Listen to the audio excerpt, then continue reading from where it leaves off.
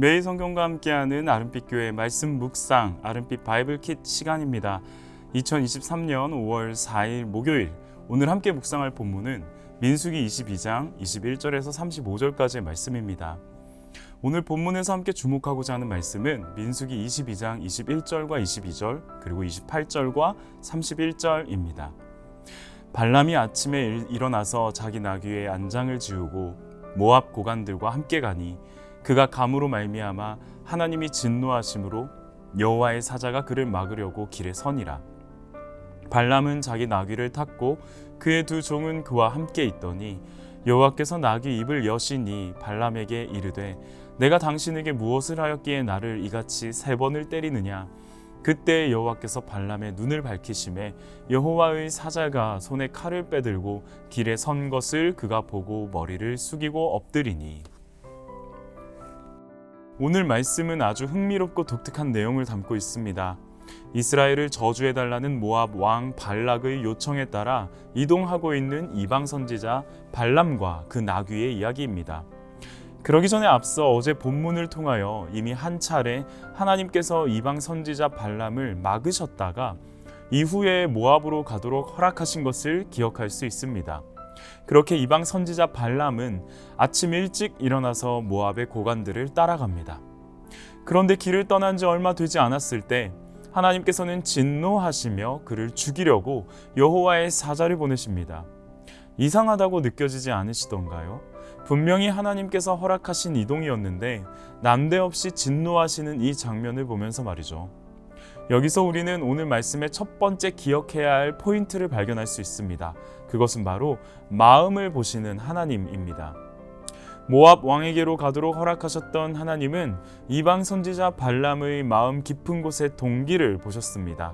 어제 본문 마지막에서 볼 수 있었듯이 하나님께서는 발람의 이동을 허락하실 때에 명확한 조건을 말씀하셨습니다. 그러나 내가 내게 이르는 말만 준행할지니라. 하지만 하나님께서 보시기에 발람의 마음에는 다른 동기가 있었던 것으로 보입니다. 32절에서 이렇게 말씀하시거든요. 보라, 내 앞에서 내 길이 사악함으로. 발람의 사악한 내면의 동기가 무엇이었는지 명확히 알 수는 없습니다. 그러나 확실히 알 수 있는 한 가지가 있다면 하나님은 발람의 마음 깊은 곳을 들여다보신다는 사실입니다. 하나님은 잠깐 도구로 사용하시려는 이방 선지자 발람의 마음도 헤아려 보시고 그 내면의 동기를 파악하십니다. 하물며 하나님의 자녀된 우리의 마음에는 주목하지 않으실까요? 실제로 마태복음 5장의 산상수훈 속에서 예수님은 마음의 동기를 파악하고 계시는 하나님의 모습을 이야기하십니다. 옛 율법에서는 간음의 행위가 간음이라는 범죄를 결정하는 것이었다면 예수님은 마음의 음욕을 품는 것부터 간음의 범죄를 행한 것이라는 더 나은 제자의 의를 선포하시거든요. 하나님께서 바라보시는 기준은 마음에 있다는 것을 우리에게 비추어 줍니다. 마음의 중요성에 대해서 구약의 잠언 4장 23절은 우리에게 이와 같이 요청합니다. 모든 지킬 만한 것 중에 더욱 내 마음을 지키라. 마찬가지로 신약의 야고보 사도 역시 4장 8절에서 동일한 요청을 하고 있습니다. 하나님을 가까이 하라. 그리하면 너희를 가까이 하시리라. 죄인들아 손을 깨끗이 하라. 두 마음을 품은 자들아 마음을 성결하게 하라. 마음을 지키며 두 마음을 품지 않는 것, 우리의 마음을 주목하시고 그 내밀한 동기를 아시는 주님 앞에 우리의 마음이 숨겨질 수 없음을 드러내는 말씀입니다. 그렇다면 연약하고 민망하며 하나님께서 보시면 너무나도 부끄러움 투성이인 우리의 마음 앞에 어떤 은혜를 구할 수 있을까요? 로마서 8장 26절과 27절에서 바울 사도는 우리에게 이와 같이 격려합니다. 이와 같이 성령께서도 우리의 약함을 도와주십니다.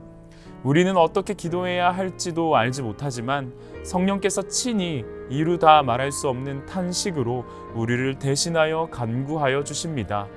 사람의 마음을 꿰뚫어 보시는 하나님께서는 성령의 생각이 어떠한지를 아십니다. 성령께서 하나님의 뜻을 따라 성도를 대신하여 간구하시기 때문입니다. 우리 마음에 거하시는 성령님께 긍휼과 은혜를 구합시다. 마음을 살피시는 분께서 우리 속에서 탄식하며 기도하시는 성령님의 생각을 아신다고 성경은 증언합니다. 불쑥불쑥 치밀어 오르는 부끄럽고 연약한 우리의 마음과 생각 앞에 우리 힘으로는 제어할 수조차 없는 마음의 운전대를 성령 하나님께 맡겨드리며 은혜를 구하는 하루가 되기를 소망합니다. 다시 말씀으로 돌아와서 가장 흥미로운 장면에 주목해보면 좋겠습니다. 여호와께서 나귀의 입을 여셨습니다. 매우 특이한 장면이죠.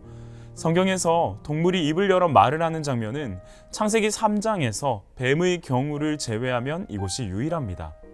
여호와께서는 나귀의 입을 여시며 발람을 깨닫게 하고 가르치실 뿐만 아니라 이후에는 발람의 눈을 여시어 나귀가 보았던 여호와의 사자를 볼 수 있게 하십니다. 여기서 우리는 오늘 말씀을 통하여 기억해야 할 두 번째 포인트를 발견할 수 있습니다. 그것은 바로 다양한 방식으로 당신의 뜻을 전달하시는 하나님입니다. 너무나도 당황스러운 전개이긴 하지만 우리는 하나님께서 나귀를 통하여 당신의 뜻을 전달할 수 있는 분임을 믿습니다. 마찬가지로 하나님께서는 이후에 악한 이방인 선지자 발람의 입술을 통하여 이스라엘 백성을 향한 당신의 축복 계획을 전달하실 것입니다. 다양한 방식으로 당신의 뜻을 전달하시는 하나님이라는 이 포인트를 오해하지 않으셨으면 좋겠습니다. 하나님께서는 우리를 향하여 명확하게 성경, 이 말씀을 통해서 당신의 뜻을 이야기하십니다. 그런데 제가 이러한 포인트를 가지고 묵상을 나누고자 함은요, 하나님이 창조하신 만물에 깃들어 있는 하나님의 충만한 능력과 신성 앞에 민감해지기를 바라는 요청입니다. 사도 바울은 로마서 1장 20절에서 이렇게 이야기합니다. 이 세상 창조 때로부터 하나님의 보이지 않는 속성, 곧 그분의 영원하신 능력과 신성은 사람이 그 지으신 만물을 보고서 깨닫게 되어 있습니다. 봄과 여름, 가을과 겨울의 계절을 주신 하나님, 평범한 우리의 일상 속에서 오고 가는 관계와 만남을 통하여 당신의 마음을 나누어 주시는 하나님, 살포시 둘뺨을 스치는 바람 속에서도 흩날리는 꽃잎과 후 뿌려진 밤하늘의 별빛 속에서도 우리는 지으신 모든 만물에 깃든 하나님의 영광을 바라보며 찬양할 수 있을 것입니다. 오늘 하루 우리에게 주어진 일상에서 조금은 더욱 민감하게 우리를 향하신 하나님의 사랑과 관심을 발견해보는 시간들이 되기를 간절히 소망합니다. 마치 하나님과 숨바꼭질 하듯이 말이죠. 하나님의 반짝이는 선물들을 찾아보며 기뻐하는 시간이 되기를 축복합니다. 함께 기도하겠습니다. 오늘도 하나님의 말씀을 가까이 하게 하시고 본문을 통하여 하나님의 뜻을 밝혀주심에 감사드립니다. 마음을 감찰하시며 살피시는 하나님, 우리의 연약하고 우둔한 마음, 그리고 원하지 않음에도 불쑥불쑥 찾아오는 부끄럽고 아둔한 생각들, 이런 모습을 보시며 탄식하시는 성령 하나님을 의지하는 우리가 되기를 간절히 소망합니다. 마음을 지키며 성령으로 충만한 하루를 보낼 수 있도록 인도하여 주옵소서. 오늘 하루 우리의 평범한 일상 가운데로 그 어느 때보다도 가까우신 하나님의 영광과 마음에 민감하게 반응할 수 있도록 도와주옵소서. 당연하다고 여겼던 것들 속에서 하나님의 사랑을 발견하게 되는 하루가 되기를 소망합니다. 감사드리며 예수님의 이름으로 기도합니다. 아멘.